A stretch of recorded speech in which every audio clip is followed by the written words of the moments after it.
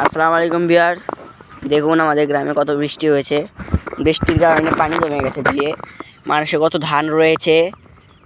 দেখুন ধানগুলো পাকা ধান নষ্ট হয়ে যাচ্ছে। এখন মানুষের কত ধান নষ্ট হয়ে যাচ্ছে। কেউ কেউ মাছ ধরছে। এই দেখুন ধানের অবস্থা। আমাদের জন্য সবাই দোয়া করবেন যেন এই ধানগুলো বাইরে তুলতে পারি।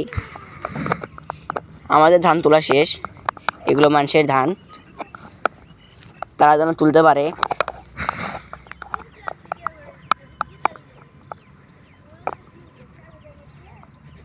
দেখেছেন,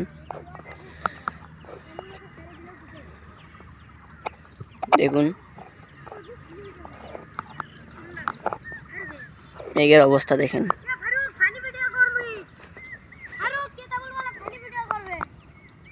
আপনারা সবাই আমাদের জন্য দোয়া করবেন।